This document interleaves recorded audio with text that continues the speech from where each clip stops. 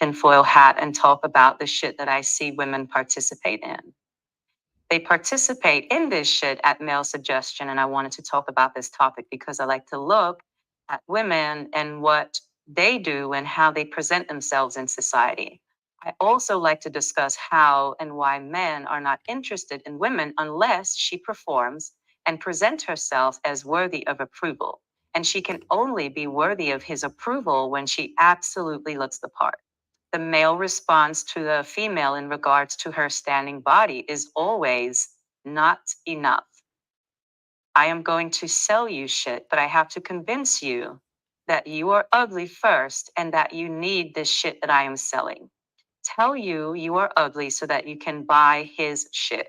Purchase these products, these very expensive products that you have no idea what's in them to look better for me. But wait, you performing is also good for you. This is what the male says. You want to put on makeup and hoard beauty creams because the race is always to be beautiful. You are nothing if you are not pretty. And if you are too pretty, you deserve all the shit that quote unquote ugly people can give you. This is the male dialogue. This is what we see in society. Women, you perform because you have no choice. And this performance, this practicing femininity is all that you have inside of a world that is hell bent on taking your sex based rights away. This is the suit of discomfort. Can I say that again? This is the suit of discomfort. So you can't get justice. You have no real power. This is women right now in society. You have no real power. There is no justice. You have no access to arms. So what do you do? What do you do when you can't control anything? You control the little things. So you sit and beat your face while thinking of all the things you have no real power to change. You go under the knife and to the nearest cosmetic store because all this biological male left you was your ability to at least dress up. He won't give you bodily autonomy, but he will build a factory and manufacture makeup for you to at least look good during your oppression. And this, my darling sister, is why you are obsessed with pretty. You have nothing else to look forward to, but you're getting pretty and his approval of you doing that. That's the only thing that you have to look forward to. You have to look forward to the male gaze. And while this is changing in our society today, which is great because you see so many women moving away from what we saw maybe 10 to 15 years ago. We saw with, I remember when I was growing up, it was Baywatch, and Pamela Anderson was, the creme de la creme of all beauty. And then after Baywatch, I think it turned into like J-Lo for a little bit. And then butts became the big thing. So it was boobs at first, then it was butts. And it was always the other things, the other add-ons, like the hair and the nails and the makeup and the heels and everything else that women had to do to kind of present that silhouette, beautiful, pinup doll package. And I think right now we're at a place where we can kind of see what's happening in regards to the male gaze and how not only expensive, but how dangerous it is as well. So women are going under the knife. They're doing all of these things to get the male to be interested. And look at what happens in society. We spoke about this earlier. Some of the most beautiful women in the world can't get a man to be faithful. And they've had all of the procedures, right? Who had a butt bigger than Kim Kardashian? No one. Who had a body more beautiful than Halle Berry, Amber Rose? Name a woman in Hollywood that's gotten cheated on, and you're gonna see that she was under the knife or did something. So this is where we are. This is the male gaze, and there's this chase after it. And I think that's calming down now, but for some reason, we still see it. And I just wanted to call attention to the performance of femininity and how it cripples women. So I'm going to go back to my writings, and I wrote, yeah, that's the type of shit that I think about. And, just to continue on, how we tell small children that it's not about what's on the outside, but what's on the inside that counts. Yeah, that's a crock of shit. The biggest load of bullshit that you will ever hear or see. So when someone tells you not to judge someone based on what's on the outside and it's all about what's on the inside, we know that that's a lie. And we are actually lying to children when we tell them things like that because no one judges people based on what's on the inside. For the most part, human beings are highly superficial, and we've become highly superficial because we are living in patriarchy. We're living in a capitalist society where you are treated based on what you look like, not on who you are. This is why some of the most vile people who get away with a lot of shit are beautiful, beautiful people, because this is the past that we give the pretty. This is the privilege that comes with it, right? And we've seen this, or and throughout society, they had these investigative studies. I remember one on that show 2020 back in the day, where they put two women on the side of the road, and one woman had a they put two women on the side of the road, I'm sorry, with a flat tire. So both women had a flat tire. One woman was frumpy dressing, like she didn't have any makeup on, her boobs weren't sticking out.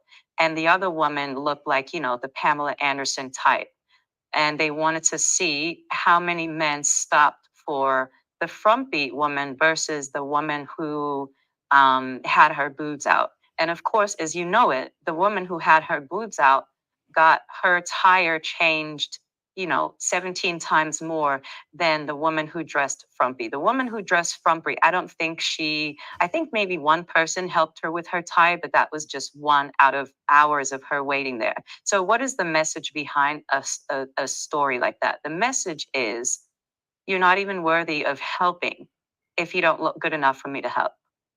You're not even worthy of assisting if you don't look good enough for me to assist. And this is masculinity at play, in my opinion. This is the masculine. This is the man constantly needing something to um, satisfy his gaze. This is just what it is. And so I also wrote, it's a bullshit. And it's bullshit because it's not true. And we know it's not true because we exist in a society that rewards the pretty. Beauty is not in the eye of the beholder. Beauty stands in front of you, and she performs so that her life can be somewhat easier. So before you claim that something is empowering, ask yourself if this, are the people in power doing this? Are the people in power participating this, or are the people in power manufacturing this for you to participate in? If you say the answer is no to that question, as to whether or not something is empowering, then it's not empowering. None of the participation in femininity is empowering. It's not, because men don't do it. They don't. They don't have to. The male goal is to accumulate wealth, and he can only accumulate massive amounts of wealth is if he convinces you that you need the products that he's selling. Once you get out of that hamster wheel of purchasing and hoarding, and there's this whole culture on TikTok, and we've seen it, of the hoard. Well, this is new hoarding to me, new beauty hoarding, and that further cripples women as well. The countless amount of dollars that women spend on getting pretty is also crippling to the female economy, in my opinion, stabilizing to the male economy, because you're making these men very rich. When you decide to buy 17 types of eye patches, 19 types of night creams, all of that goes to a male. When you look at the beauty industry and the beauty manufacturing industry, none of them are really owned by any women. Hair care industry as well, especially we could talk about the Black community. I've read, how you go into the beauty salon, not the beauty salon, but the hair supply store, and you kind of walk in and you see these countless types of hair oils and hair gels and grease and all. Very rarely you would see a woman own anything on that shelf. The one that I did know of was Carol's daughter from back in the day, but I think she sold it. I don't even know. I haven't seen Carol's daughter forever, but I remembered that was one that I saw that was owned by a Black woman, and she kind of sold it off. But for the most part, if you look at hair oils like Blue Magic, Pink Lotion, those are not owned by women at all.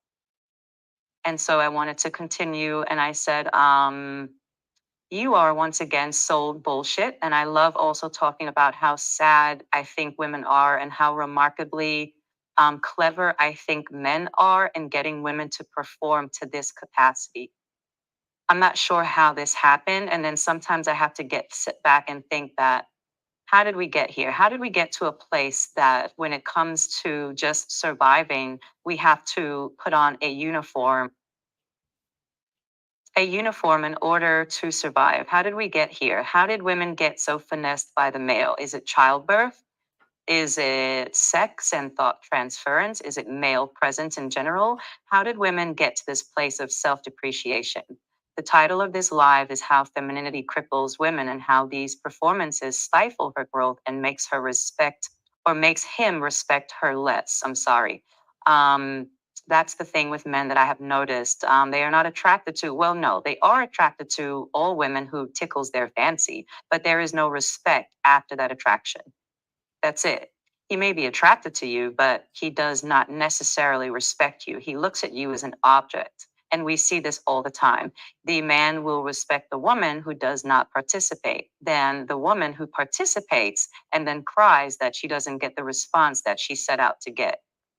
And I think what we're seeing on a mass scale is women are being bullied to participate, and women are being bullied to participate so that they can survive. So I'm not sure whether or not putting on makeup and donning this uniform, this suit of discomfort, if you will, has a lot to do with what she wants to do. I think it's more so she's just trying to make it to everyday life. She's trying to make it home. She's trying to make it to work. So if her looking presentable gets her in society being treated a little better than she would have been if she didn't look the part, then maybe that's why she's doing it. But one will never know. I'm just saying, or my angle is femininity cripples women because when she does participate in some things, and we'll go down the human, not the human body, but the human body, we'll go down the entire makeup of what I see in regards to female performance of femininity. We're going to get into high heels. We're going to get into like acrylic nails. We're going to get into makeup. We're going to get into BBLs. And we're also going to get into hair care. And we could talk about that. And we could talk about all of these things that women participate in that removes them from their rightful standing body as it is on its own. And I think there's a move away from that. The male does not respect the woman in her rightful body without um, I guess, tweaks or adjustments. She has to kind of adjust herself to the trend at the time. And I remember when I was growing up, women did wear makeup. They absolutely did. But the makeup that they wore in the 80s and 90s is nothing like the makeup that you see girls doing today with 700,000 steps and, copious amounts of product. I'm not really sure how that happened. I'm not really sure how what one would consider drag makeup became everyday makeup for the average woman. And I don't know if that has to do with male interference and him telling women that, well, your makeup is not as good as my makeup. So maybe there's something in that too. I'm just not sure because I don't personally wear makeup. I know a lot of women who do, and it takes a lot of time out of their day. That's another thing in regards to femininity and how it cripples women. It also robs women of time. It robs you of this precious time. So while you could be doing something else, you're sitting there for an hour getting your face ready. And the narrative is, no, I put on this makeup to make myself feel better. But why is that so? Why do you not feel your best with your natural face? That's just it's just alarming to me that so many women who do wear makeup on a daily basis, they will scream to you that they wear it for them.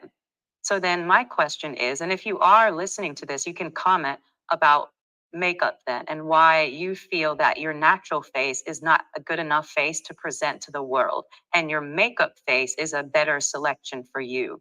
I wanted to talk about that because when we do talk about makeup and we talk about these industries, we know that the makeup industry is unregulated. We have no idea what's in these products. So when you hear Charlemagne the God or DJ Envy say things like, oh, you 20-year-olds are aging like milk. Is it the makeup that a lot of women are wearing? We would never know. We would never know. So these are things that I like to talk about because it just makes you think a little about what we're doing and what we as women, biological women, are participating in. It's expensive and it's owned by men. And the advertising, the marketing is always geared to you to make you kind of feel like shit. There's this beauty standard out there, the glass face standard, the perfection. This is what I feel a lot of women go after. And this is very, it's not realistic. It's very filter culture. We know we spoke about filters, or I spoke about filters before and how dangerous filters are. Because once the filter is off and you see your natural face, so many women slip into depression when they see how they naturally look without a filter. And that's dangerous as well. So when I do talk about men and them being chaotic, these are their inventions.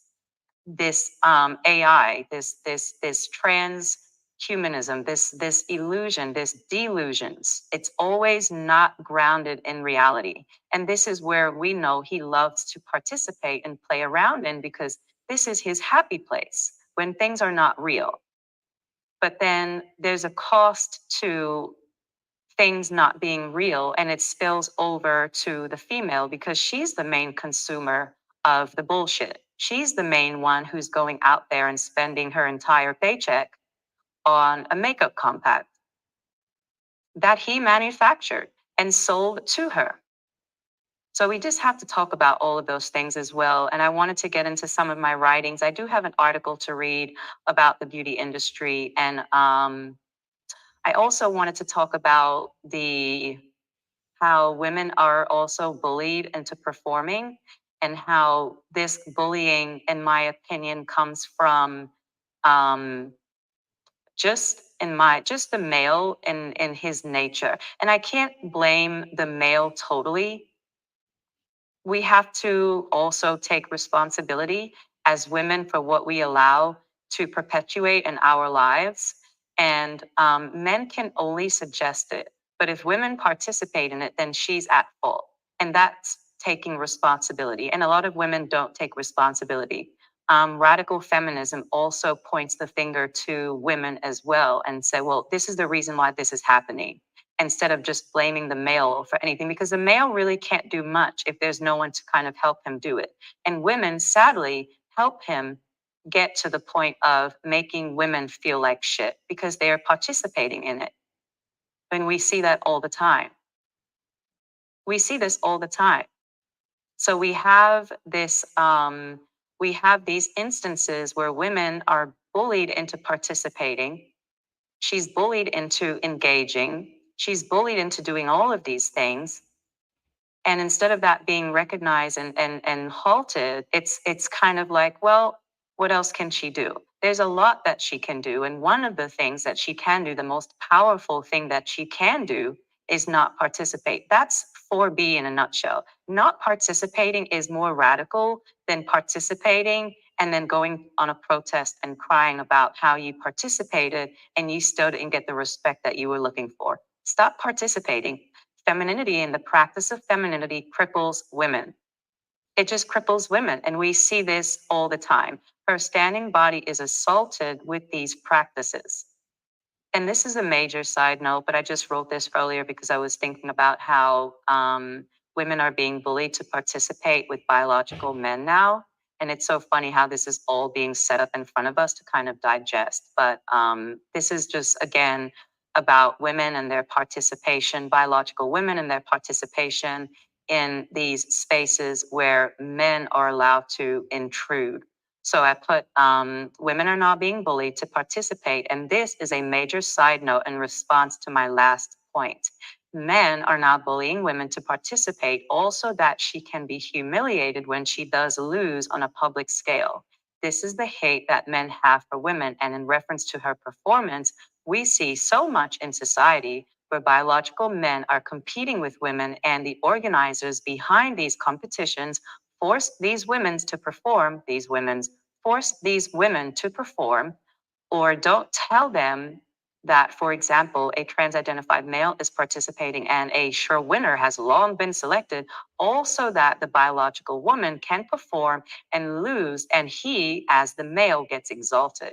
This is how much the male hates the female and wants her gone. He has to humiliate her on a public scale. And this is just a side note. And I was just thinking about this earlier because I saw another article about a 29-year-old trans-identified male entering a skateboard competition where he beat the brakes off of a 10-year-old little girl, and he took home the $500 or 500-pound first prize, and she took home the $200 or pound second prize, and everyone is kind of losing their shit because this trans identified male is now identifying as a younger class, and it's just weird. But I was just trying to kind of like bring all of that together and talk about how little girls and women are forced to perform, and we're forced to be humiliated in these public arenas where we have to kind of deal with losing publicly to a male. So when you set yourself up to perform in a circus, don't be surprised when you get laughed at. For centuries now, we've seen this with women, right? They decide to participate, they get laughed at, and they don't understand why. For centuries, women have taken to extreme beauty regimes to get the attention of the male. From foot binding in ancient China to corset binding to even female genital mutilation, this is her burden with being born female. She is never given the privilege to just exist and be selected for love based on that basic existence. Her existence needs to be jazzed up a bit so that she can present herself in society. She was told she needed to be beautiful to survive, and this is the biggest lesson that the biological male taught her. He is an expert in femininity because he constructed it for his desire and his own sexual gratification. He needed something to look at and to distract him from what he should be doing, and she fit the bill. How did he tell her to perform? Great question. In my opinion, he told her to perform in a way in which she would not be able to protect herself from him. Can I say that again? If you are liking this content, can you please double tap the screen in TikTok and also like the live in YouTube land and share it? But can I ask that question again? Thank you so much for being here, by the way. But this is what I wrote. In my opinion, he told her to perform in ways in which she would not be able to protect herself from him. I'm going to serve you beauty, but I need for you to digest this and also be unable to resist me. Does that make any sense? I'm going to say it again. The femininity that he convinced her to perform made her standing body no match to defend herself from his wild advances. And I'm just going to give you a few examples that I wrote down earlier. He made sure that she was not grounded. High heels. He made sure that she couldn't make a strong fist, very long acrylic nails. He made sure she was uncomfortable, tight, restrictive clothing. He made sure that her pores were susceptible to toxicity, makeup, hair care products, etc. All of these industries, including women's menstrual cycle supplies, are owned by men. Men control all of it. If you go and you look, Always, Tampax, Stay Free, Maxi Pads, tampons, all of that is owned by men. There are no women who own these companies. And so when recently there was a boycott of Always, not because of the Dylan Mulvaney thing, but because it was found out that they were putting, I think it was paint thinner and menstrual cycle products in pads. And then when they find out that paint thinner and all of these other chemicals were put in pads to, I guess some would say that it's a conspiracy, because anytime a woman has an inclination of anything that's happening, men will always say that she's a quack and it's a conspiracy. But what was said, and this is a Reddit space and it's been deleted, but they said that the Always maxi pad tampon, they put chemicals in their products so that women can bleed more, therefore buying more product. And then when I think they were questioned about their practices and what chemicals they were using on their menstrual cycle pads. And I don't know if they refused to answer or they just basically listed the ingredients. And you can find the ingredients in all of these menstrual products that women use. And it's just so interesting that, here's an item that women have to bleed on. And even that men control. And even in controlling that, he's disgusting in his behavior. He can use organic cotton. He can use products that would be beneficial to you and your body, but he won't because it's always about making more money at your expense. So you can look that up for the Always Tampax and Stay Free pads and tampons are all owned by biological men. So it makes sense that that these men removed the woman symbol on their products to make room for the trans-identified male and his monthly cycle that he claims to endure every 28 days. This is a man's world, and the frontier that they are now trying to take over is womanhood. You are the next frontier, and they want to ensure that you being uncomfortable is the primary goal. So everything that you put on your body, everything that you decide to participate in is something that is uncomfortable. And in regards to the conquering of womanhood, I believe he will be successful because biological women are very open and they're very accepting to everyone other than other biological women.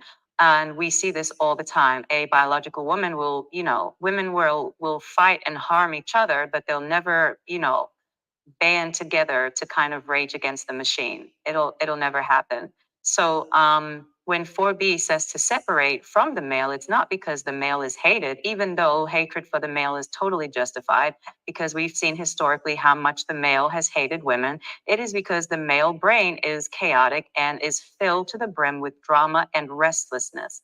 Why is he restless? He is restless because he is the middle child in a patriarchy woman dynamic and doesn't know what to do with his anger and him not being the center of attention. You are performing for a temperamental child who secretly wants to be you and puts you to the task to perform for him. So remember what I said about performing femininity and how much the male hates you. The femininity that he convinced you to perform made you and your standing body no match to defend yourself from his advances. I'm going to keep saying that. So let's look at high heels and how high heels, is presented for women to participate in. So heels, I wrote, ungrounds you and prevents you from free movement, from running away in the event of emergency. If you are not trained in running in heels, wearing heels and potentially being in any form of danger puts you at risk. You are not grounded. Your heels are not on the ground. You are on the balls of your feet, and this is uncomfortable. Long-term effects of constantly wearing heels is also apparent as well. They call them bunions, long-term knee problems, and lower back pain are all issues associated with high heels. Also, expense taking away from your financial resources. Some high heel manufacturers like Louis Vuitton, Louis Vuitton, whose heels start at $2,000 to $3,000. This makes him very wealthy, and the drive for his heels comes from the materialistic preoccupation with wealth and having a label on your body. Some high-end products that these men manufacture cost pennies to make, but he is sure to overcharge you just for the label and status symbol of that product in question. Many of the products that we see, many of the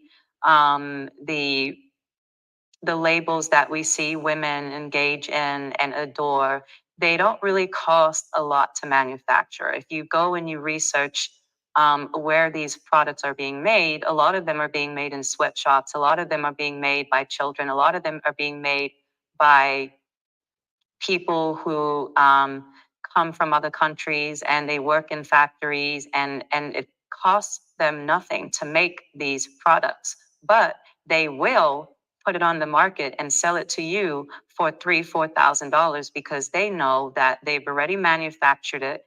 They already put their label on it. They already marketed it. They already put it in the media to make it seem like this is an exclusive product.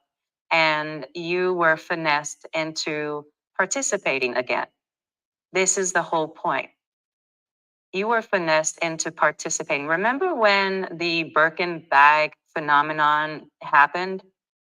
And these bags are, I read somewhere that these bags are like $20,000 and every celebrity had one and everyone had one. This is what I'm talking about. You are being finessed to participate. And a lot of the times, what you're participating in is nonsense because after a while, these products, they mean nothing, right? And there was this whole instance of, I think there was a Birkin bag article, and it said how, I think it was Beyonce who said something to the effect of she has 1,000 Birkin bags in her basement, meaning like they're nothing now. So you see what happens when women participate? Your participation sometimes is a waste of time because when the trends change, then the thing that you spent $20,000 on was just a bag that you didn't even really need to buy. So I also wrote how some high-end products that these men manufacture cost pennies to make, but he is sure to overcharge you just for the label and status symbol of that product in question. These dealings cripple women economically and creates more wealth and ground revenue for the male. Most of the beauty industry is just that. They make you hate yourself all so that they can sell you shit. That is the game plan. You are not independent thinking or forward or whatever you have to tell yourself to make yourself feel better about yourself. You have been programmed, and you have been programmed in this capitalist society to consume and to spend. And whatever these men decide to sell shit, whenever they decide to sell you shit, they always keep your insecurities in mind. And how do they know about your insecurities? They know about your insecurities because it was him who set the bar at to what he felt was attractive. And this is worse in the Black community. We spoke about this before. And I think even there's a few people who spoke about this. You know, there's You Love the Cat. There's a few people who spoke about how men participate in tearing down women and tearing down their self-esteem. And I think it was another sister who said something to the effect of, you know, the Black man is a featurist, he's a texturist, he's a colorist. And to his female counterpart, he does not mince words in how he sees her and his desire for women who look nothing like her. And she still performs. She performs, though, and in that performance, she put herself into debt in trying to keep him interested. Back to heels.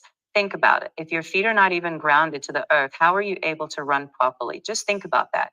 Organically, this is just unnatural for you, and it's unnatural to your standing body to be constantly on the balls of your feet. It's uncomfortable, it's stress to your muscles, and it's also damaging to your feet. Originally worn by men and the very wealthy, high heels trickled its way down to the feet of women, and the higher the heel, the sexier she became. And this ungrounded, heightened elevation from floor level not only pleased him, but made her all the more uncomfortable. I think sometimes there's something sick and twisted in beauty where the more uncomfortable you are, the better it is for the male. I think there's something sick and twisted about him liking to see you twist and contort yourself into these situations where you're just uncomfortable and you have no freedom of movement, because that's what it is as well. When you are performing femininity, you do not have the freedom to just be in your standing self as you are when you, for example, wake up in the morning and you are at your most comfortable. When your body is restricted, you are restricted. And when you are restricted, in my opinion, it brings back that message of you as women here are not free. So when you do place women into these practices of femininity, it further drives home the notion that you are not free. You do not have freedom. And you do not have freedom because this is the way I want for you to dress. This is the way I want for you to look. And you are constricted and you are confined in that. And when I say confined in that, so many women at one point ran out and got BBLs, fake boobs, nose jobs, just name it. Anything that the male deemed attractive, women kind of went out and participated in that. So I think there's something really sick and twisted about that this culture of beauty that's this suit of discomfort that men kind of like women to participate in. Because the more uncomfortable you are, the less you can do mentally. Does that make sense? He's always comfortable. When you look at the male and how he performs or what he decides to put on, his heels are never high unless he's Kevin Samuels, right? But he's always comfortable. Everything that he does in regards to his beauty regimen is based in comfort, from the haircut to the suit to the slacks to the shoes to the floor. He's always comfortable. But you, on the other hand, it's a whole different story. And I think he enjoys watching women jump through these hoops to see how far will she take it. And under the knife is as far as she took it. Under the knife is as far as she went, because when she did go under the knife, a lot of the time she didn't even wake up. So this is what has happened. There was a time that I remember Dr. Miami was at his height, his biggest popularity. And he was at that time doing, it was BBL tax season. Remember that? Women were using their tax refunds to go out there and get plastic surgery. And this is at the time period where the goal was to have the body that interested the black male. I also wanted to kind of read this article, and it talks about this is the global cosmetic industry, um, GCImagazine.com, and it says, report almost 2/3 of executives in the beauty industry are men. And it says the MBS group has partnered with CEW UK and ScienceMagic.inc to develop a report on the status of diversity, equity, and inclusion, DEI, in the beauty industry. The study concluded that there is a desire for progress and many initiatives in place, but there is still room for improvement, specifically in the percentage of companies with diversity and women in leadership roles. It also says the study reached out to the 100 largest beauty companies operating in Europe to gather quantitative and qualitative data on the industry leadership teams. And it says the group reports hesitancy among leaders in beauty to discuss diversity issues. Of the 100 companies requested for interviews, less than 50% responded. In one case, a company opted out of the case study despite excellent performances and advanced strategies in DEI. Isn't that interesting? When it comes to including women in an industry that she's almost 95% supporting, there's no inclusion on the ownership side of things. There's no inclusion of her in that area. She can only participate if she's spending. But when it comes to owning, she's not allowed a seat at the table. That's just really interesting to me. It says, per the report, more than 65% of executive committee seats in the beauty industry are held by men. Of respondents, 51% have no ethnic diversity on their executive committee, and 48% have no ethnic diversity on their board of directors. No diversity. Some opportunities for growth highlighted by the study include the potential for businesses to adapt to changing standards and adjust leadership teams to reflect beauty's increasingly inclusive marketing and products. Since beauty consumers' base remains predominantly female, businesses should strive to reflect that in its leadership teams, building a group that can relate to those needs of its primary consumers. Yeah, we don't see that at all. So women are participating, but they're spending. They're not owning and they're not allowed to own. These are areas that women cannot penetrate, because if they could penetrate them, they would have, right? And it says a lack of, the article continues to go on, and it says a lack of female talent pipeline is often cited as a blocker to progress gender diversity. But per the report, there was a plethora of female talent in the beauty sector, providing companies, proving companies an opportunity to promote homegrown female talent into senior roles. The MBS group reports that despite some of these challenges, there are still plenty of best practices across the sector from inspirational businesses of all sizes. I'm going to read that again. It says the MSB group reports that despite some of these challenges, there are still plenty of best practices across the sector from inspirational businesses of all sizes. According to the study, the industry overall has highly comprehensive DEI frameworks, best in class academy schemes, and forward thinking partnerships with external organizations. I mean, it sounds cute, but it's just not enough. If women are the primary consumers of this industry, why isn't she represented at the height of the industry? This is just what I'm talking about. When we say that femininity cripples women, this is just one area. You're not even allowed to be present in something that women are keeping up. Women are the ones who keep the makeup industry running like a well-oiled machine. Women are the one who are keeping the hair care industry running like a well-oiled machine. There are so many industries that women keep running well, and they don't even keep it running for their benefit because there's no regulation. The ingredient list for a lot of these products are not made public, and we see this all the time. And that's an issue, and that's crippling. And it's crippling because you have no idea what's going on. And I think this is what I said before in regards to women being in the dark about a lot of the things that they consume and what they put on their bodies.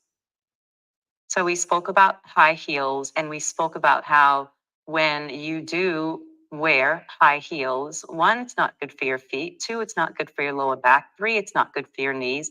And four, it doesn't ground you. And you need to be grounded so that you can be safe. You always need to be safe.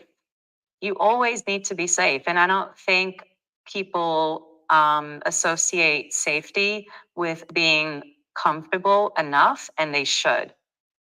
Because a lot of the times, the things that women, or the way that women, a lot of the times when they go out and the things that they put on, it's not comfortable.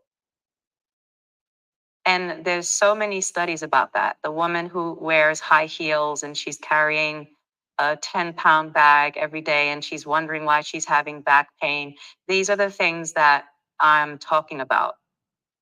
You have to treat your body better in order to be mentally clear. And you can't be mentally clear if you are uncomfortable all the time. And no one can tell me that high heels are comfortable.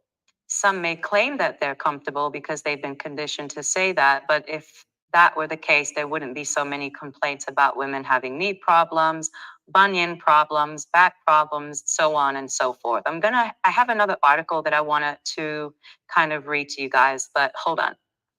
So it says wearing high heel shoes throughout the day or throughout your day or for long periods of time places added stress and pressure on various parts of your body. This extra stress can harmfully affect not only your knees, but also your hips, lower back, and Achilles tendon.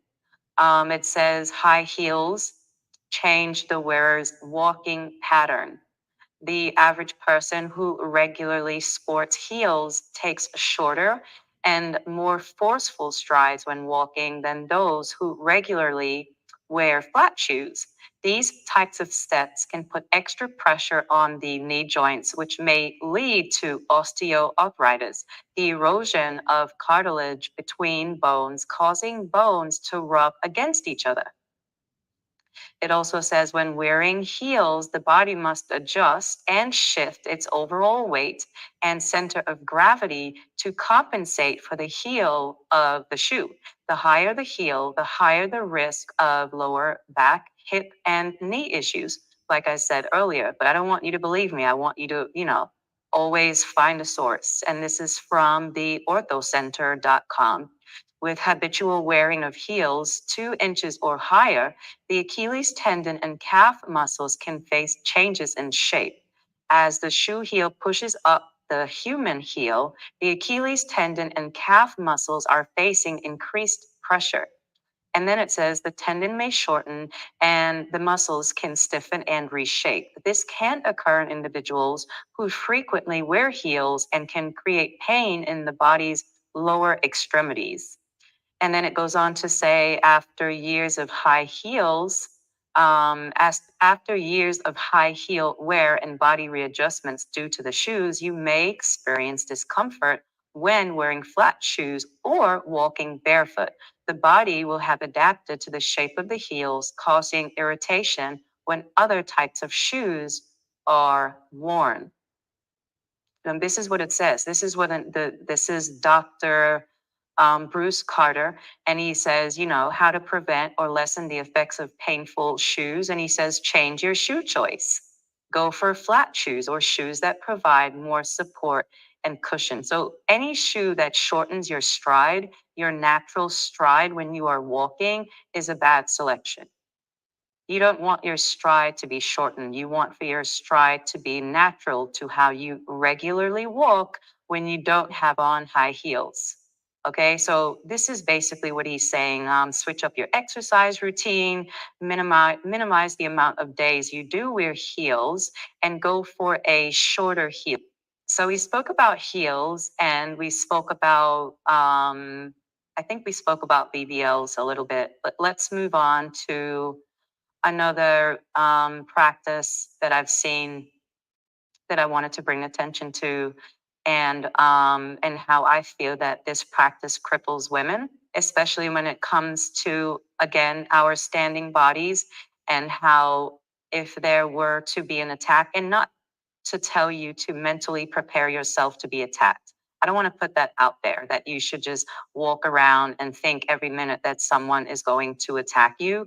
But again, you should always be ready just in case some shit happens to you, right? This is New York City, and for the most part, anything could happen. So it's good to kind of always be vigilant in how you do present to someone who can accost you. It just doesn't matter.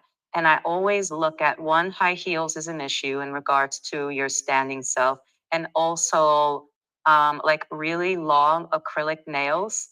There's a trend, because I saw this on Reddit, of women who are opting out of really long acrylic nails and only to kind of use them when there's a big event, or when they have like another ceremony or an art show or something to that effect where they need their nails done. But I always felt that when you do see women with really, really long acrylic nails, how uncomfortable it is to kind of like you can't, your ability to make a fist is restricted when you do have really long acrylic nails.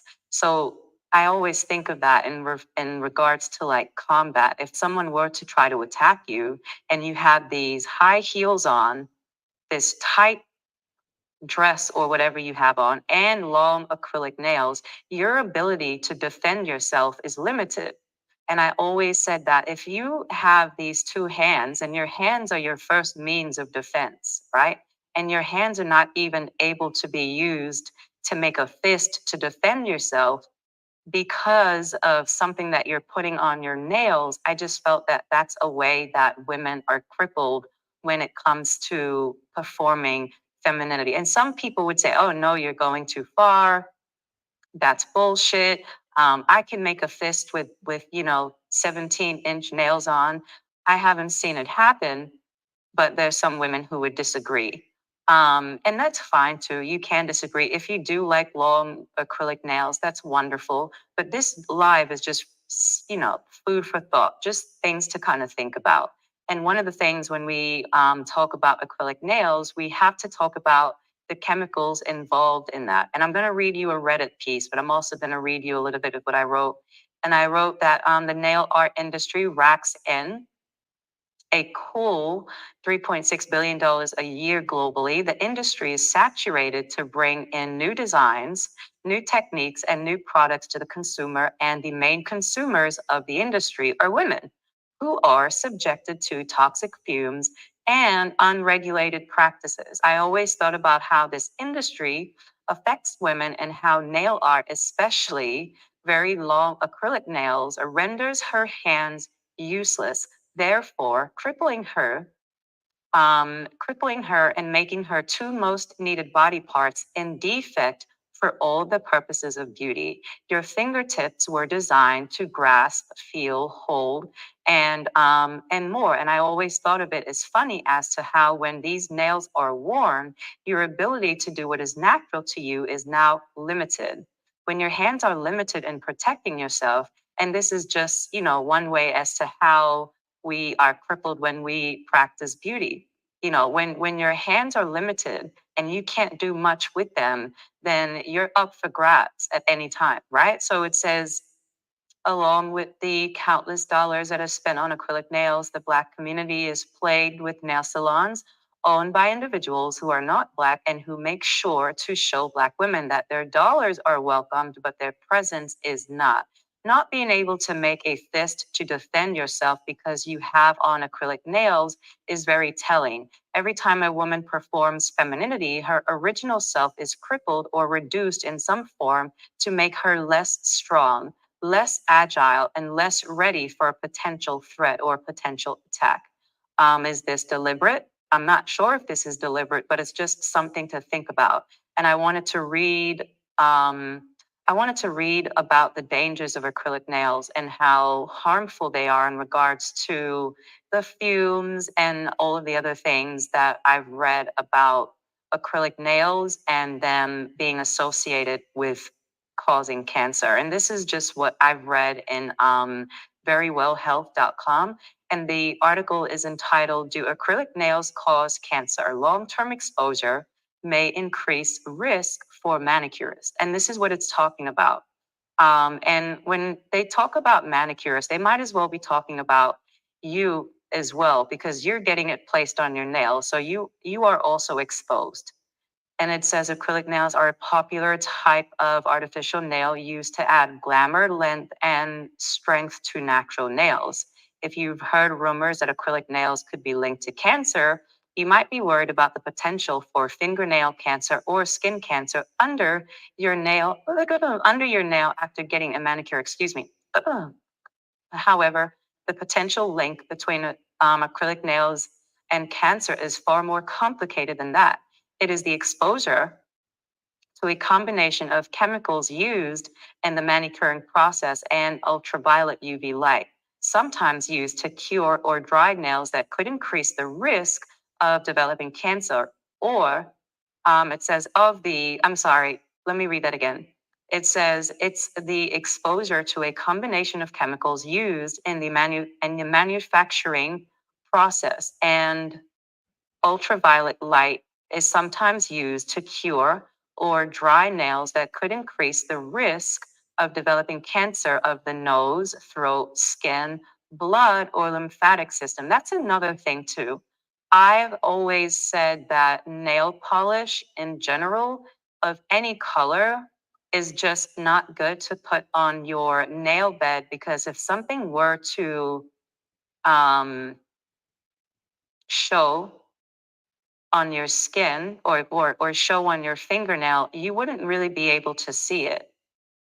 You know what I mean? And I know that there was one instance where this young lady had these black lines in the middle of, and then she later found out that it was cancer. But imagine if her nails were, if she had paint on her nails and she couldn't really see her nail bed, that could have went on and it could have been much worse.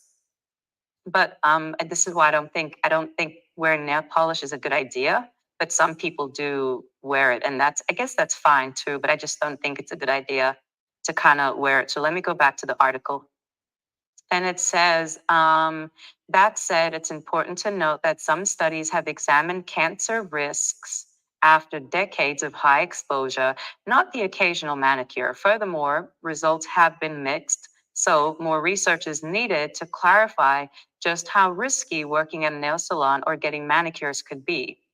And it says, what are acrylic nails? And it goes down and it talks about cancer causing chemicals. And it says, applying acrylic nails can expose you to a combination of chemicals that have been linked to cancer. This may be why some research suggests that long term nail salon employees could be at risk, at an increased risk for developing certain cancers.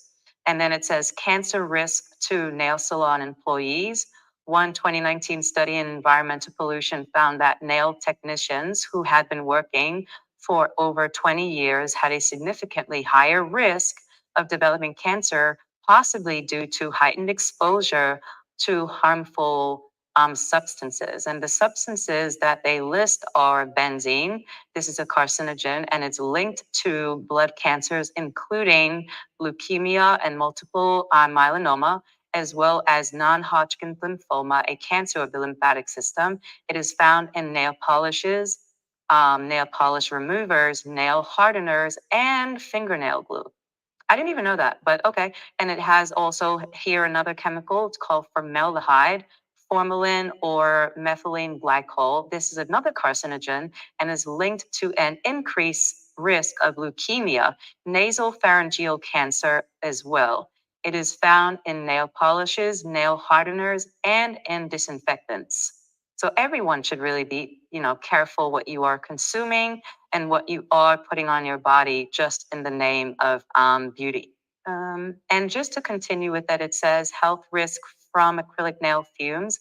That chemical scent you notice the moment you walk into a nail salon comes from the volatile organic compounds. These compounds evaporate easily and have been linked to many health problems such as headaches, irritation of the eyes, skin, and throat, difficulty breathing, pregnancy complications, and cancer. It also says, ultraviolet lamps and skin cancer. And I think the ultraviolet lamps are for when you do go out and you decide to get like what they call a gel manicure. And then they have you stick your little hand in that oven thing. It looks like a little easy bake oven that you kind of stick your hand in. And it doesn't really get hot, but it does, I guess it turns a different color. So this is what it's saying. It's saying ultraviolet lamps and skin cancer. It says, although acrylic and gel nails aren't always dried under UV lamps or lights, they often are. And it says long term exposure to UV light, the kind emitted by the sun, tanning beds, and nail curing lamps can cause skin damage and could in turn increase your risk of developing skin cancer. That doesn't necessarily translate to a worrisome link between manicures and skin cancer, though. While more research is needed, a 2014 study published in JAMA Dermatology suggests that the risk of getting skin cancer from getting your nails done, even numerous times, is likely very low. Tanning beds, on the other hand, emit far more UV light, and they're to blame for an estimated 245,000 cases of skin cancer in the US every year. So this is a Reddit read, and I wanted to kind of go over this as well. And I think this was really cool because the question was, and this person is also deleted. I don't know why, but this person is no longer on Reddit, but the question is, women who stopped getting acrylic nails, what was the reason? And this is just a question on the Reddit space, or, on the in the it's the subreddit is called Axe Women, and it says women who stopped getting acrylic nails. What was the reason? One person wrote underneath this. Well, you go all the way down. It says this person wrote, "Got a girlfriend." Oop. Okay. Spicy. The next one is too expensive and they damage your nails. Also, I started loving the look of strong natural nails. That's one reason. Somebody said, yes, I hate that they used to drill on my natural nails to give it texture for adhesive. Makes my nails super weak and would often break underneath the acrylic after a few days. Someone else wrote, as a nail tech, I don't recommend getting acrylic nails on a regular basis. Acrylics are harmful to the nails and you're more likely to ruin your natural nail. But my main reason to not getting acrylic nails are because of chemicals. It can damage your health in the long run. And then someone wrote SNS did powder or gel. X nails are better, especially if you love long nails. And someone else wrote, they absolutely destroyed my nails. They were paper thin and breaking at the beds. Wow. Um, Someone wrote, honestly, it started to feel like a chore to go and get them done. Oh, that's an amazing point. And when we speak about how femininity cripples women, I think the robbery of time should also be taken into consideration because when a beauty regimen takes time away from your daily life, I think that's a problem. And it may kind of feel good to kind of get away and to just be like, well, I'm just going to go get my nails done today. But there's so much other things that you could be doing. And when you think about the amount of time that you sit in a nail salon, making an appointment, waiting, all of those things kind of add up. And I think when it comes to we spoke about this before, time poverty, and what time poverty means, and how there's some people, when it comes to time, they just don't have a lot of it.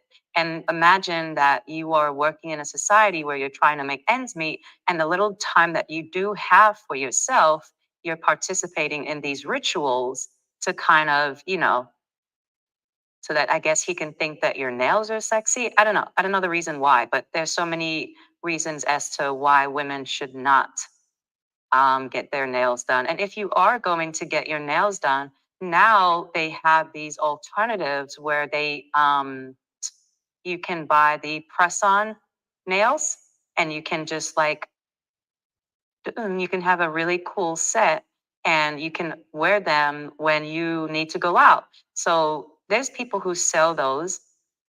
I posted one girl on my page a while ago, but you can put those nails on, and I think you can take them off like the next day. I'm not sure because sometimes they come with glue, and I'm not going to tell you to put glue on your nails and then rip them off. No, don't do that. But if you have to, if you need to go out, you can always get a press on set. And I think that's the wave now because I saw a few content creators on TikTok and everyone is selling a press on set. So maybe women are kind of changing the way they do things in regards to acrylics. I'm not sure. Someone else said they're too expensive to keep up. Someone said, I am trying to feel beautiful with the natural parts of myself, dialed everything down, makeup wise, and such 90%. And I feel so much happier. And funny enough, I get more compliments this way now. And a few years ago, I would have never felt beautiful this way at all. So now I just take care of my natural nails.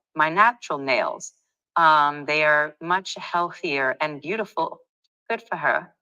It says, there's a few other comments. Low quality for a high price. Also, if I don't ask for extra sparkle that I also asked for in the first place and you still don't listen to me, please don't expect the normal tip I give. And joined BJJ and moi, Thai, gotta have short nails. Somebody else wrote, I'm a broke college student. I think I can survive with my natural nails. LOL. So there's a lot of women and they're moving away from natural nails. They're moving away from these types of beauty. But this is just to let you know what performing beauty looks like and how it can cripple you in other ways than you would think. You know, you're exposed to fumes, your nail beds are compromised. In regards to high heels, you take shorter strides, it's not good for you. It can lead to osteoarthritis, so on and so forth. So we're going to get into makeup next. So we did heels, I think we did BBLs, we did nails, acrylic nails. Now we're going to get into the makeup, and let's see about that.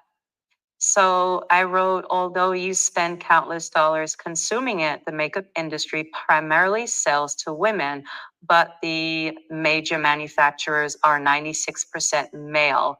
And the article we read before, that was in Europe, and in Europe it was 56%. So I think this is a global percentage. In order for this industry to thrive, they have to bank on you feeling like shit about your appearance as a woman.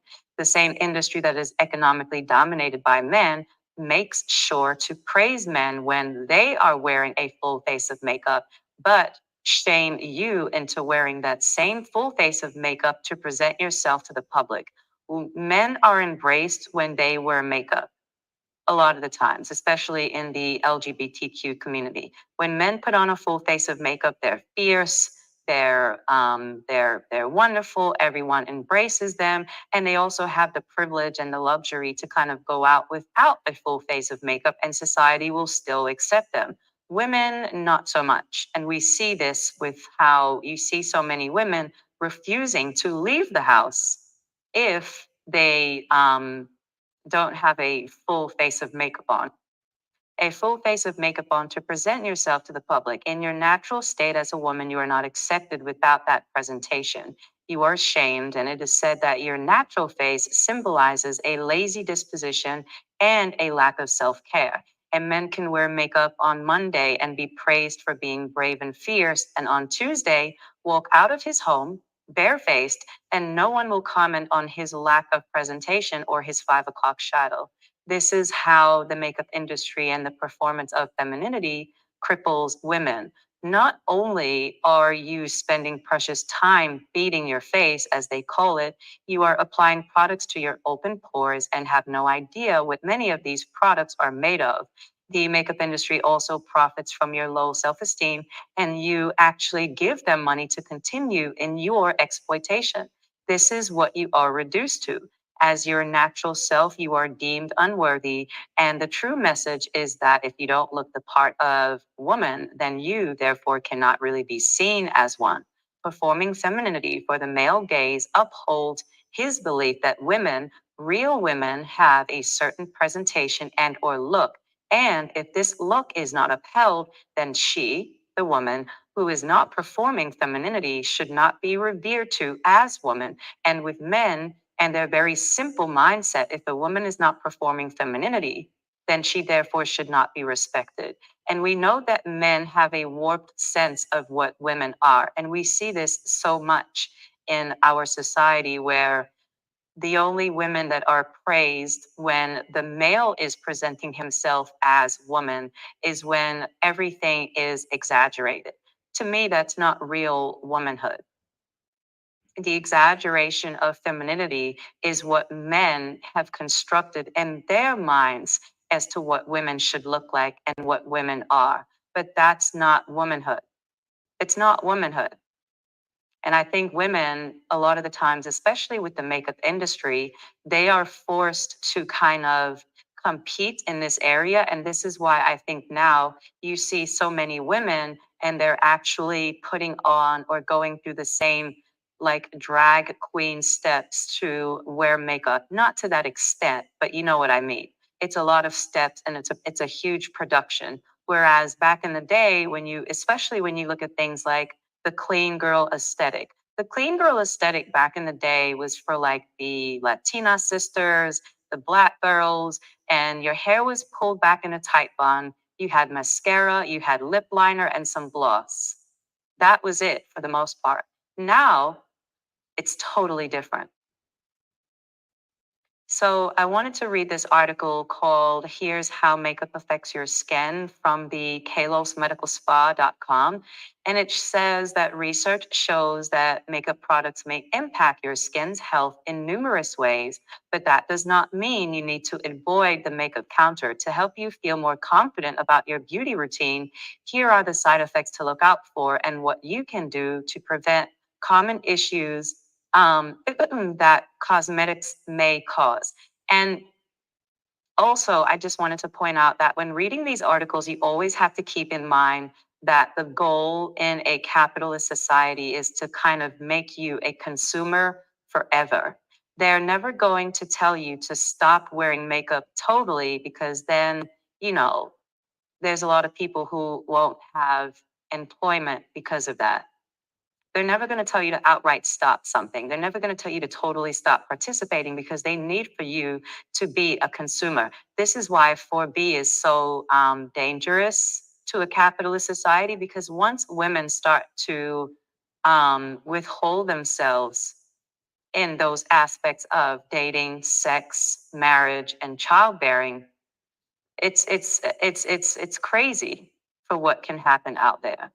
So they really need for you to participate. They may want you to kind of scale back, but they never want you to totally stop. And I think there is a fear with women totally stopping anything. Now that there's so many articles about the dating industry and dating apps and so on and so forth, and so many women are having that dialogue about deleting your dating apps. Look at how many people are affected by that. I don't think Bumble can ever recover, right? Because it's become an app for men to kind of prey on women. So back to this article and them kind of saying, but that does not mean you need to avoid the makeup counter. Yeah, they don't ever want you to stop doing something. They don't want you to. Because if you stop wearing makeup, then there's no need for you to get the amount of facials you would get at a medical spa because of makeup ruining your skin. So they need for you to participate in one thing so that they can have you as a client. So they're never going to tell you to stop doing something, because they can easily say in this article, hey, stop wearing makeup. If they tell you to stop wearing makeup, will you ever go to them for skincare? No, because your skin won't be ruined from the makeup that they don't really want you to stop buying. Do you understand what I'm saying? They have to keep you in the hamster wheel. So they will never tell you to stop totally. They're going to tell you to scale back. They still want you to participate, because when you do participate in ruining your skin, you will always have a need to have a dermatologist to kind of help you out with that, the damage that you did. And so this is what it says. And just to keep that in mind when you do read these articles, the article can tell you to stop wearing makeup, but they won't. And it says negative effects of wearing makeup. How makeup affects your skin depends on the type of makeup you use, how often you wear it, how long it stays on your skin, and your skin's sensitivity. Many cosmetic products contain harsh ingredients that can compromise your natural protective barrier, allowing pathogens to enter your skin. And regular makeup wear, especially without proper cleansing, may result in side effects that may impact your skin's overall health. And we've seen this before. Women with terrible acne. And what do when they have their get ready with me videos and TikToks? They just pile more makeup on. And what do they say to you in the same breath when all of the comments are saying, hey, how about you pause on wearing the makeup for a little while? They say, no, I'm working with my dermatologist and he says that it's okay for me to put this makeup on. Even though I have cystic acne, the dermatologist says that it's okay. Of course, he's going to say that it's okay, because you continuing to put makeup on a cystic acne situation forever makes you his client. You never get your skin clear, and that's what he wants. But of course, you can't say that to the girl, but that's basically what it is. And I don't think women look at the forest enough. They look at trees, right? They'll spend all day focusing on one fucking tree. But if you tell them to kind of open your eyes to look at the bigger message here, it's kind of hard for them to do that. So the girl in question, yeah, cystic acne, her face is exploding. And instead of her stopping the makeup, no, she piles more makeup on top of the acne because her dermatologist said, "Oh, yeah, my skin doesn't need to breathe. That's not how pores work. That's not how it works. My dermatologist says that it's okay." And a year later, she's still struggling with the same cystic acne problem that she had in 2023. But she still has the dermatologist, the same dermatologist who's telling her, yeah, continue to wear makeup. If that's not evil, I don't know what else is. I really don't. I have no idea. But the goal is to always keep you a consumer. And when you practice femininity, you will forever be a consumer. Because when your knees are messed up from the heels that you wore for 10 years, you will now need to see about that osteoarthritis, right? When you have a fungi that developed on your nail bed from wearing acrylic nails, you're going to need a prescription for that. Yeah, same thing with makeup. It's always to keep you a consumer. And when you perform, this is what happens.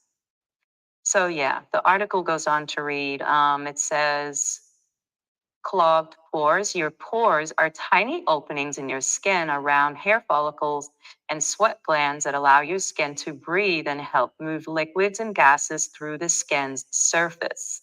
When makeup is left on the skin for long periods of time, your skin may react with breakouts, whiteheads, blackheads, bumps, and other skin issues.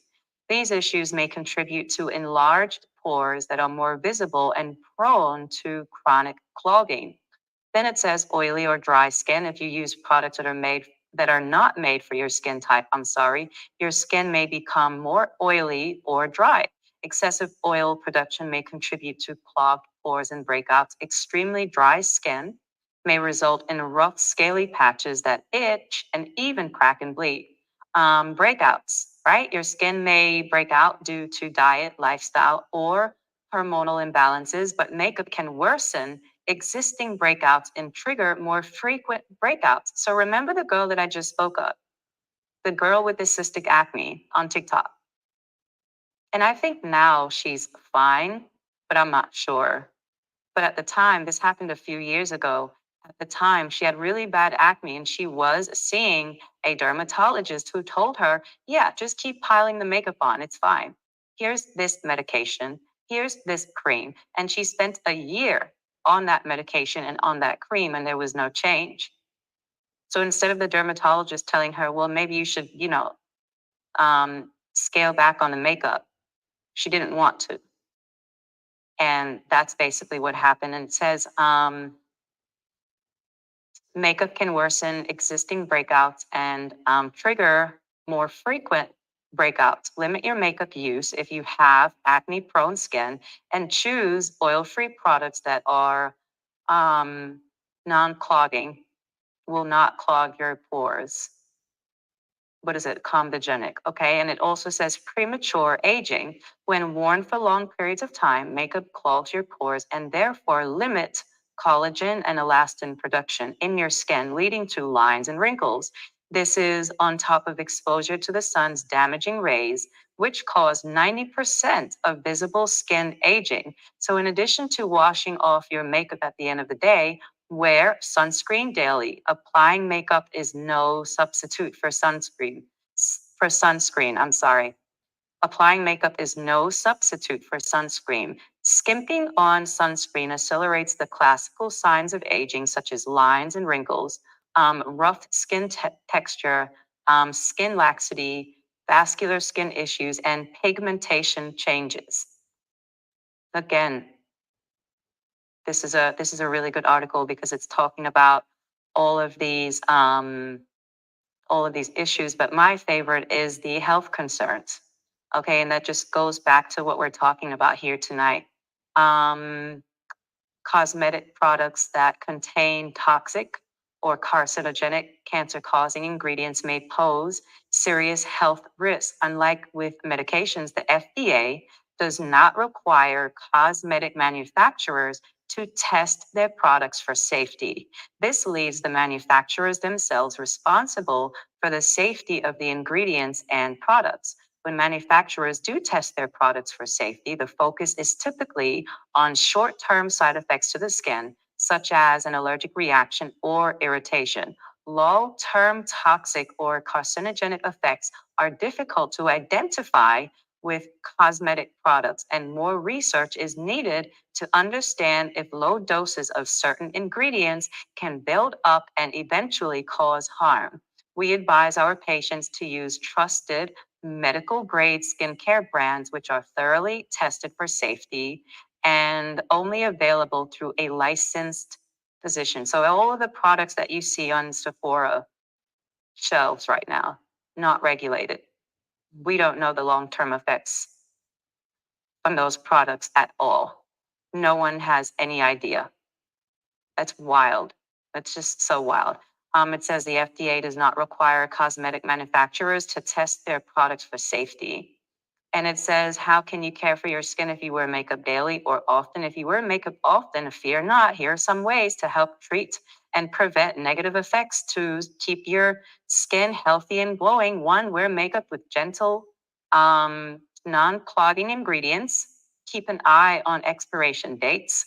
Wash your makeup brushes and sponges weekly, and so on and so forth. They give you, I can put the link in the bio, but that's basically it, right? So the makeup industry, high heels, acrylic nails, all of that performing is not good for your health. And I think women should stop performing, stop using these products. Away with the corset, burn the corset, all of those things, not participating, not making men more rich than they are, and getting rid of it all.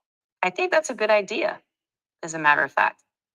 Yeah, I think it is a good idea. So let's read about BBLs, because I think when it comes to BBLs, what we're seeing right now is that for the most part, women are not, I think the BBL craze has died down. Don't you think so? It was really bad maybe 5 years ago. Like when Kim K was at her height, and I think when she first got married to, I guess, Kanye, there was this whole thrill and this whole rush to kind of get that BBL procedure done. But now, I don't think the BBL is as trendy as it was at that time period. I don't know if you remember the time period that I'm speaking of when it looked like every flight from Miami looked like a hospital ward because everyone in the airport lobby was in a wheelchair because they all went and got a BBL procedure done. I think right now it's died down significantly.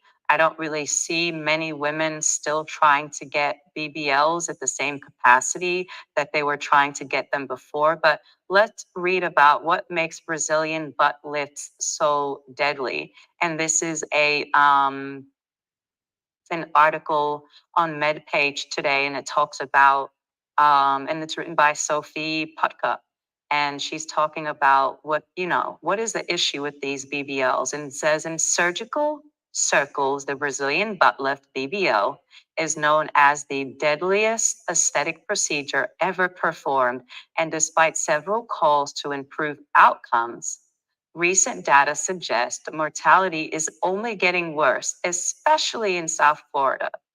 Sunny, image conscious Miami is home to a substantial proportion of the country's high volume, low cost clinics where US patients flock for the procedure.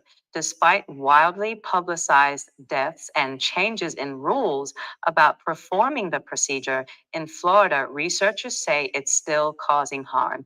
And this is what women are going through so that they can be, I guess, picked by the male. And some women would like to have you believe, oh no, I'm doing this for me. I'm doing this for me. I don't think anyone would prefer to do something like this for them, especially with such a high risk. It's so risky to do this. And what's even more frustrating is that when you do decide to get these butt transfers, or you decide to kind of move that from one part of your body and deposit it into another, it's not permanent. Your body will change. Your body will adjust to that. Some people spend so much time getting this procedure done, and maybe in 3 to 6 months, all of the fat is lost, countless dollars wasted for nothing. So you're getting these procedures and you don't really know the long-term effects. One of them being that it's not permanent. You may hop off of the table with the body of your dreams, but give it, a few cheeseburgers and some fries, and you're back at where you started. And that's just what it is, right? So the article continues to say, you have people from all over the United States coming to Florida, and they had these complications, and unfortunately they either have to receive hospital care or they perish, said Pat Pasmino, a plastic surgeon and owner of Miami Aesthetic, who told the MedPage newspaper. And it's affecting the whole country, and it doesn't have to affect the whole country. But when there's a trend and celebrities participate in the trend, the average citizen believes that they also have to participate in that trend to kind of keep up with the Joneses, right? This is what I think is happening. So the article reads that it says that Pasmino and colleagues recently published an analysis of the factors that make South Florida a particularly dangerous place for BBLs, which is also known as gluteal fat grafting. They analyzed 25 BBL deaths resulting from pulmonary fat embolism, PFE, where fat globules travel through the bloodstream and cut off circulation. Blocked pulmonary vessels can lead to respiratory failure and death. They found most of the deaths occurred after plastic surgery associations tried to make the product or the procedure safer. The most dangerous aesthetic procedure ever performed, the Brazilian butt lift, became popular over the past 2 decades, with procedures surging more than 800% over the last decade alone, from 7,382 and 2011 to 61,387 in 2021. That is crazy, according to the data from the American Society for Aesthetic Plastic Surgery. And this is so heartbreaking because I think this surgery, even though it's so dangerous, was kind of popularized on social media. Remember how Dr. Miami used to have his Snapchat, and he would kind of show him performing a BBL, and he kind of made it seem like it was just a walk in the park. You come in and you just get a mommy makeover, and boom, it's over, right? And it says, whereas in the 90s, women prized big breasts and thin silhouette. Now, wider hips and fuller buttocks are the ideal, plastic surgeons told MedPage today. Didn't I tell you that? Didn't I tell you that in the 90s, big boobs and being skinny, that was a thing? That was the aesthetic because of the rise of Pamela Anderson. And then it changed. And I think the change had a lot to do with, I want to say J-Lo. J-Lo was the culprit of the booty obsession, because it's not that no one has ever saw a booty before, but I think because she's not a black woman, and she'll tell you that, even though some people would say, oh, well, she's Puerto Rican, so she's of course. Yeah, I don't think J-Lo is running around saying that she's, proud to be brown. I don't think so. But I think with her butt coming on the scene, it kind of made, butts an obsession, or that's kind of how I saw it happen. I saw Pamela Anderson get waned out, and then J-Lo flooded in. And then when J-Lo kind of flooded in the scene, everyone kind of was obsessed with getting their butts done. Right. And he's saying that too. He said, whereas in the 90s, women prized big breasts and a thin silhouette, now wider hips and a fuller buttocks are the ideal. And even with the big breasts, even with the breast implants, how many women have you seen now say things like they developed autoimmune diseases because of their breast implants, and they were never told that this would be the case. There's so many women who've had their breast implants removed because they literally got sick. And one person from that genre or from that era was Wendy Williams. Wendy Williams has a huge rack. And I think I've always said she's sick now. If she were to kind of get those breast implants removed, you never know what could happen, because I think she does have an autoimmune disease and she's kind of like, out there. But I remember back in the day, Wendy Williams had that figure, that Pamela Anderson, big, big jugs, big boobs, sitting under her chin. That was the aesthetic back then. And Wendy Williams is from that era. And you could see it because her butt isn't done, but her breasts are done. Because back then you didn't really need like to have that perfect hourglass shape. All you needed was a big set of boobs. So it says 40 years ago, it may have been Kate Moss or Pamela Anderson. He's saying the same thing that I said.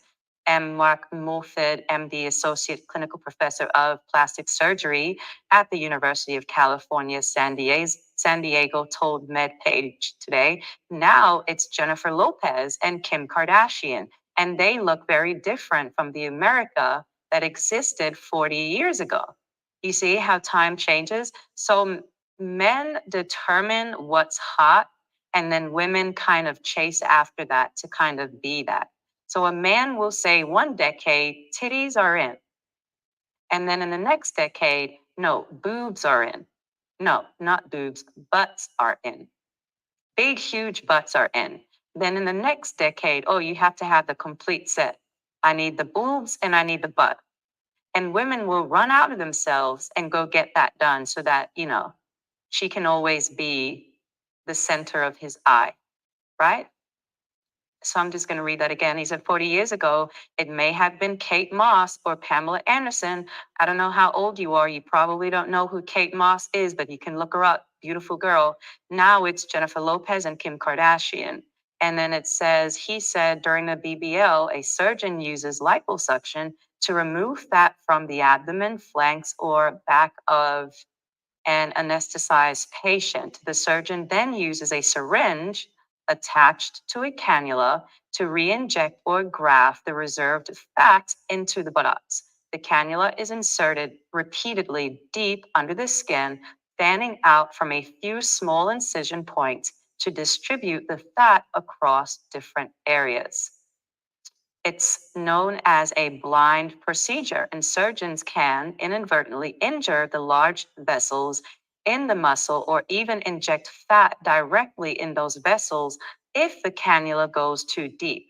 The fat can travel via bloodstream to the heart and lungs, and deaths from such a pulmonary fat embolism can occur within hours of the procedure or even on the operating table. Sometimes this has happened when a patient was turned from a prone to a supine position on the operating table, putting pressure on the lower buttocks, according to Pasmino's analysis.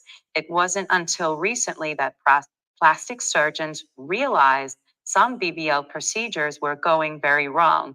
Moffitt started performing BBLs at a time when only two other surgeons in the country were doing them. But as their popularity grew, he became alarmed by the reports of BBL related deaths in journals and in conferences. So these men know that you ladies are dying on their tables and they don't give a shit. They're going to keep performing these BBL surgeries because you keep showing up to pay for them. And you keep showing up to pay for them because this is what femininity is.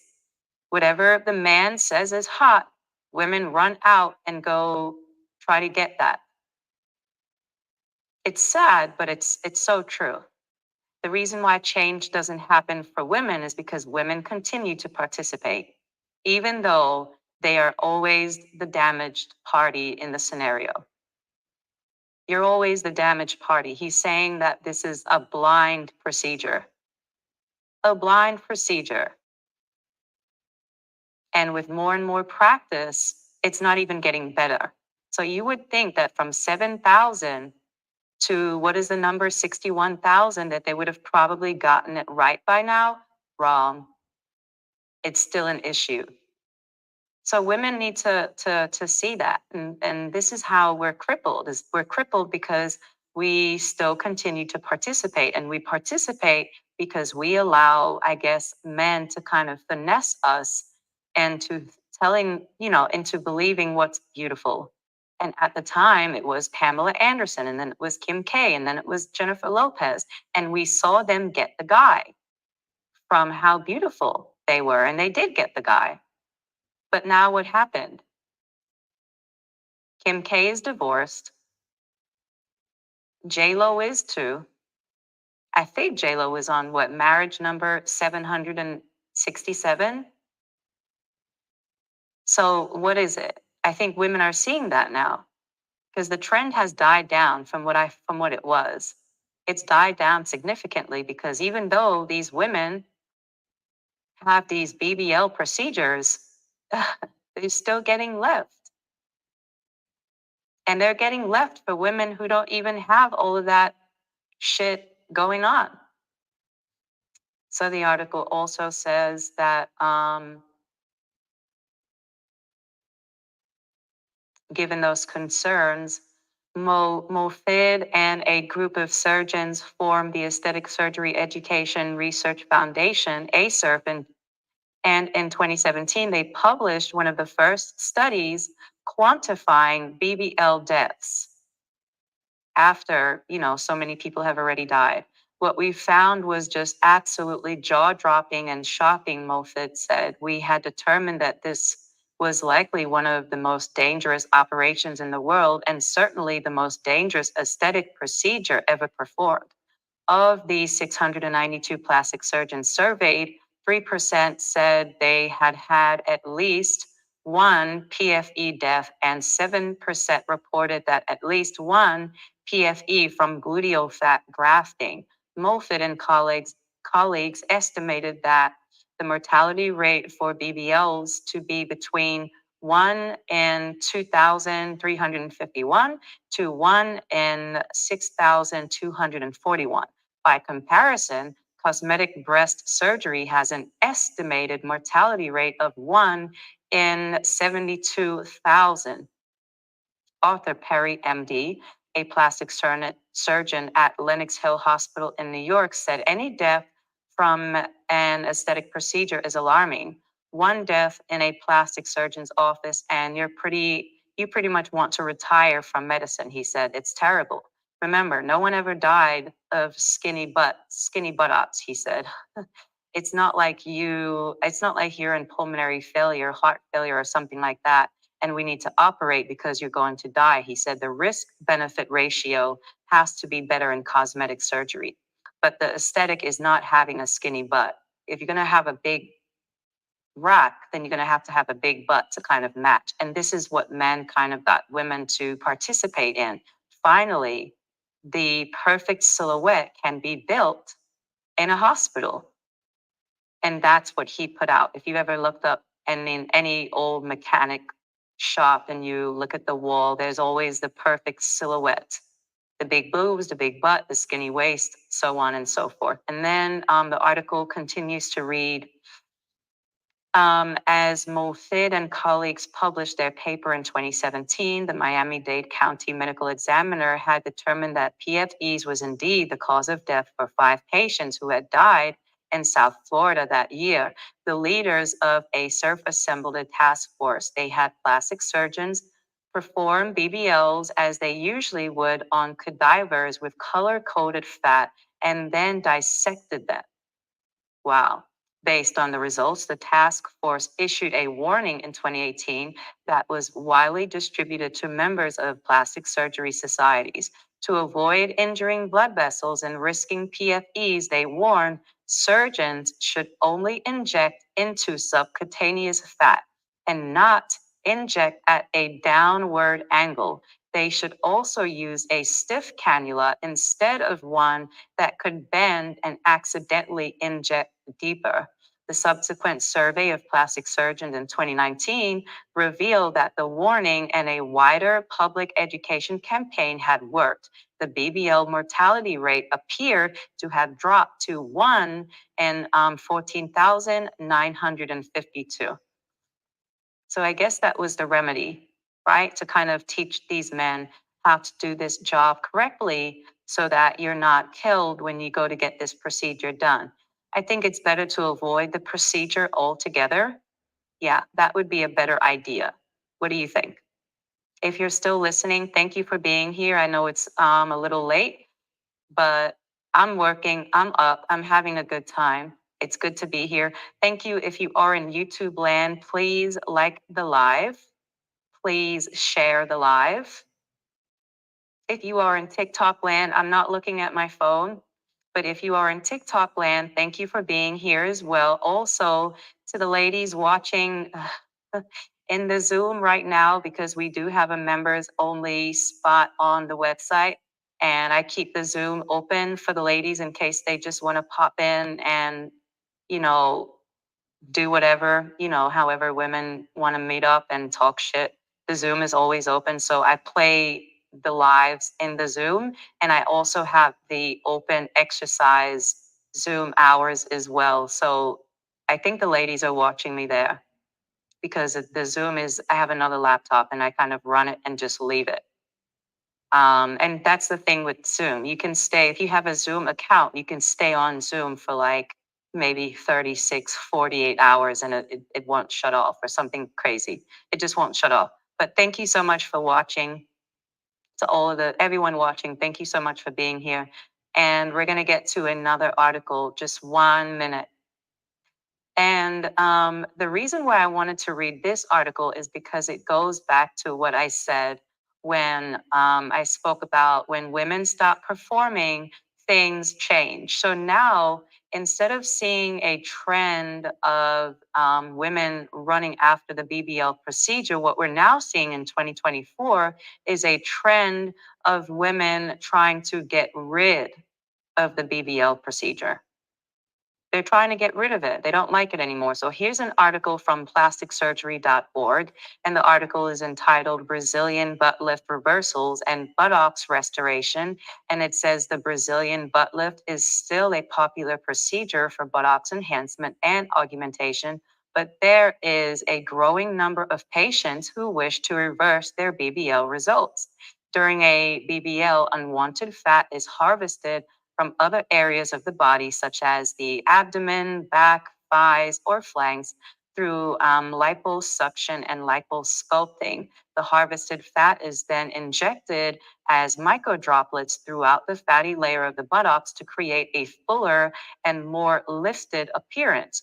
With weight gain or exaggerated BBLs, the size of the buttocks may become disproportionate to the patient's body. And we've seen this, right? In recent years, more and more patients have been looking to reverse their BBL procedures to achieve a more natural look.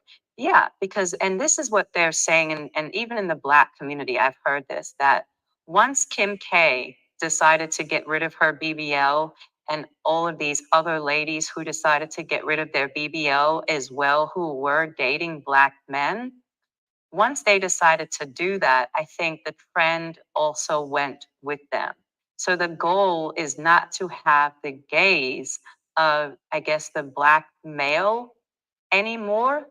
So when you don't want the gaze of this demographic, you get rid of what he finds attractive, which would be a bigger bum, a bigger butt. So with Kim Kardashian, we saw her go out of her way to be the most beautiful, to be the most perfect. And look at what she ended up with. So I think a lot of women saw her and how hard she worked and how much she did to her body, and it essentially getting her nowhere, divorced. So it looks like no matter, and I think the message is no matter what you look like, no matter how you present, no matter what you do to your body, Coolidge effect, we spoke about that earlier, he will never be satisfied. He will never be satisfied. And we see this, right? And it says in recent years, more and more patients have been looking to reverse their BBL procedures to achieve a more natural look. Some now claim it's the end of the BBL era that was led by celebrities like the Kardashians, right? Why do patients want to reverse their BBLs? That's the question here. Patients may wish to reverse or undo the result of a BBL because of various reasons, such as dissatisfaction with the outcome, an exaggerated augmentation, asymmetry, cellulite, or changes in personal preference and trends. For some, the result of a BBL may be unwelcomed when the newly created buttock size does not match the rest of the patient's body. Yeah, like when your thighs are like toothpicks and you have this watermelon ass. You have this watermelon butt on toothpick legs. It doesn't really look nice, right? I don't think so. You have like toothpick legs, a watermelon ass, and then you have like two cantaloupe boobs. Your performing femininity will have you looking you start to look like a clown shoe. But anyway, it says, I don't mean to laugh. Okay. Why do patients want to reverse their BBLs? Okay. And then it says, for some, the result of a BBL may be unwelcomed when the newly created buttock size does not match the rest of the patient's body. This can happen when large volume fat transfer is performed in order to create excessively larger buttocks. Another cause of a mismatch between buttock size and a patient's body is weight gain. Yep, you can have a BBL and ruin it all in like 2 meals, from what I read. It says weight gain can result in further expansion of the fat cells within the buttocks, and this additional buttocks enlargement. Additional buttocks enlargement. Let me read that sentence again. Weight gain can result in further expansion of the fat cells within the buttocks, and thus additional buttocks enlargement. Unfortunately, this enlargement is not always uniform and thus may create a less than desired buttocks shape. Crazy. More recently, patients are seeking BBL reversals due to a shift in personal preferences and trends. Remember, people are very trendy. Over time, an individual's aesthetic preferences and desires may change, and they might no longer desire the enhanced appearance achieved through a BBL. The popularity of enhanced buttocks from the past decade led some celebrities. Let me read that again. The popularity of enhanced buttocks from the past decade, led by some celebrities, is no longer fashionable as trends continue to shift and evolve. What are the options for BBL reversal? Some believe that BBL reversal is as simple as performing liposuction on the buttocks, but it can be more complex. Liposuction only works for a small number of patients. And then it says one of the main considerations for whether a BBL reversal will be successful is if the initial BBL was performed correctly. If fat was injected above the muscle layer, then the BBL reversal can be performed. Keep in mind, if your surgeon performed the BBL by injecting fat into the gluteal muscle, fat in that location cannot be safely removed. In these situations, a traditional butt lift to remove buttocks tissue and lift and reshape the buttocks may be recommended.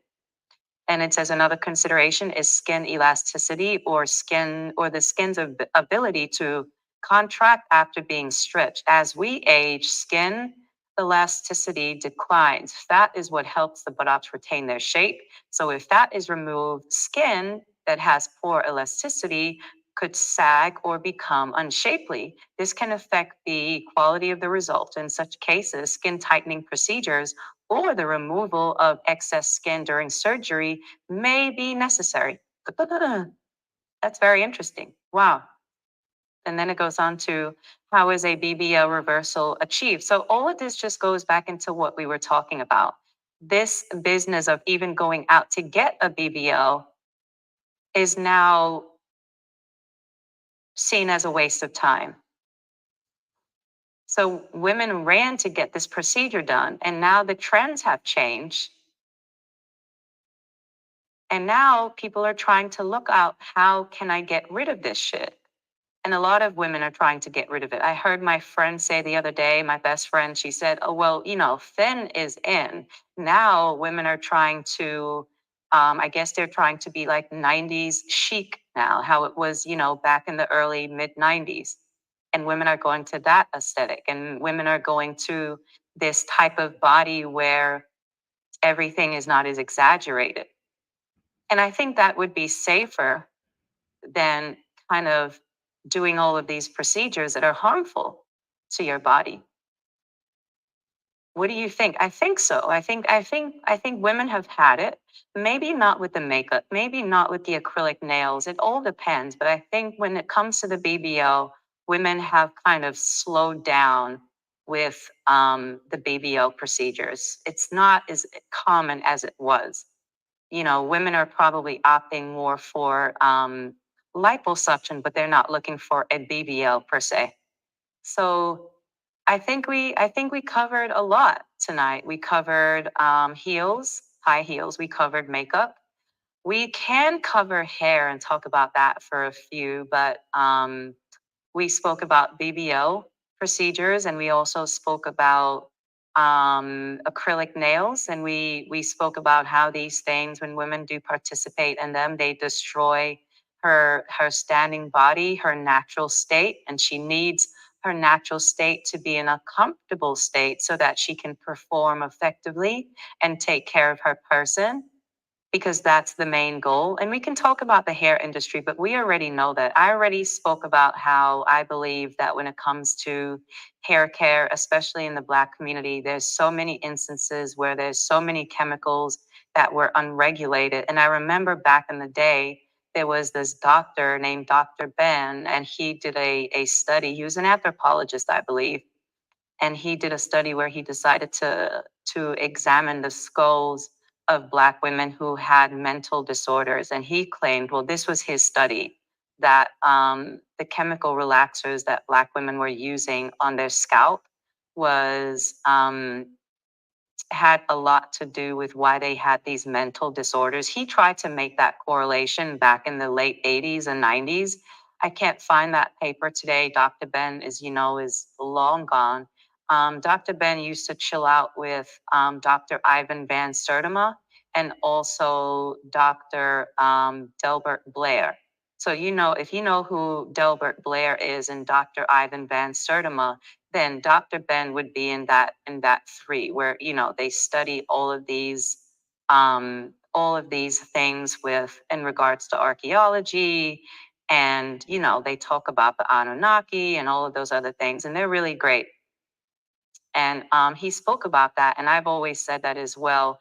There's a trend now that's happening in the Black community where women are trying to go back to chemical relaxers. And I think that they're going back to chemical relaxers because they never really learned how to embrace their natural hair in its natural state.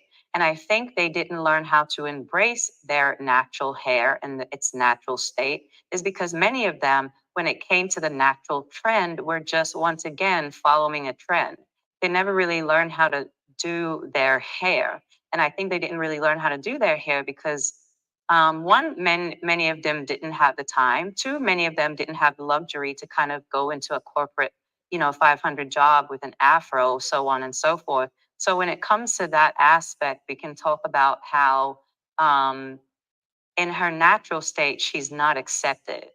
But then she would have to take the time to kind of learn about what she needs to do in order to have her natural state be accepted to her.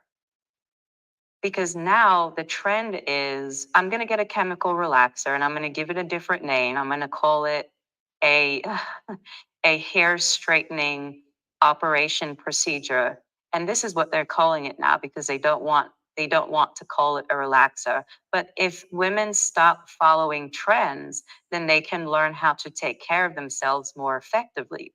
But they don't stop following trends. They follow trends, they follow them off the cliff, and then this is where they end up going backwards, if you will, with putting more chemicals on their body. And you see this a lot, but it's all a lesson that we have to learn. None of this happens overnight. We all have to get into the habit of learning how to accept our natural selves and not performing femininity. And I think that includes no makeup, no hair weaves or anything like that that you see a lot of women wearing. And I think once we do get comfortable in that state, then we can have that freedom of not performing. And when you do have that freedom of not performing, you can also have that the privilege of being at peace with that. And I don't really know if we can get there. I would hope that we can get there. The goal is to get there, but the goal is also to kind of host lives like this to kind of give the information as to how femininity and practicing femininity hurts and cripples women. And everything that we do when it comes to practicing femininity, in my opinion, makes you less agile to the male. Less ready for combat, less ready to defend yourself, because here you are taking these small steps, wearing these uncomfortable clothes with this makeup on and eyelashes where you can't see and nails where you can't make a fist. This is the state that he likes for you to be in because you're helpless. And when you're helpless, you can't defend yourself. So that's just some food for thought. Some people would say, oh, you're taking it too far.